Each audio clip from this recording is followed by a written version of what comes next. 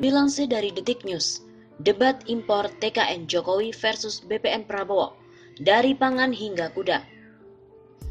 Pidato Prabowo Subianto tentang janji Indonesia tak perlu impor jika terpilih jadi presiden menuai kontroversi.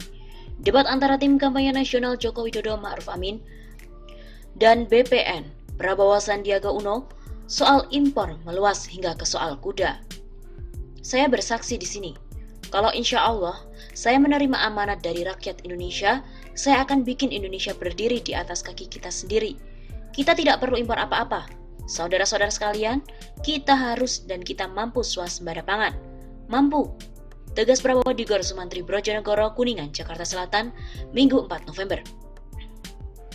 Kita juga harus dan mampu swasembada energi, swasembada bahan bakar. Kita tidak perlu impor 1,3 juta barrel tiap hari. Kita tidak perlu mengirim 30 miliar US dollar tiap tahun ke luar negeri, hanya untuk bayar bahan bakar. Imbuh X dan Jan Kopassus itu. Janji Prabowo menuai kritik. Jubir TKN Jokowi Ma'ruf, Aceh Hasan Sazili, lantas mengungkit soal kuda peliharaan Prabowo. Memangnya, kuda kebanggaan yang ditunggangi Pak Prabowo itu bukan impor? Jangan gampang bicara deh. Masa kita tidak perlu impor sama sekali sih? Yang realistis aja kalau bicara. Cetus Aceh.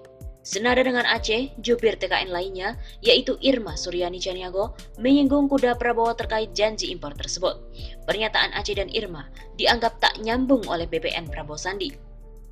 Pak Prabowo itu pidato soal swasembada pangan, soal kita tidak impor pangan, tapi malah bicara impor kuda, impor yang lain, kan konteksnya beda, terkesan dipaksakan untuk mendiskreditkan Pak Prabowo. Ujar jubir BPN Prabowo Sandi, Andre Rosiade. Jaka sambung bawa golok, gak nyambung Bo. Sambungnya, seperti Andre, koordinator jubir BPN Prabowo Sandi, Dhanil Anzar Simanjuntak menegaskan Prabowo ingin menyejahterakan petani. Dhanil menyebut, visi Prabowo adalah membuat sektor pertanian unggul, sehingga bisa mencukupi pangan dalam negeri.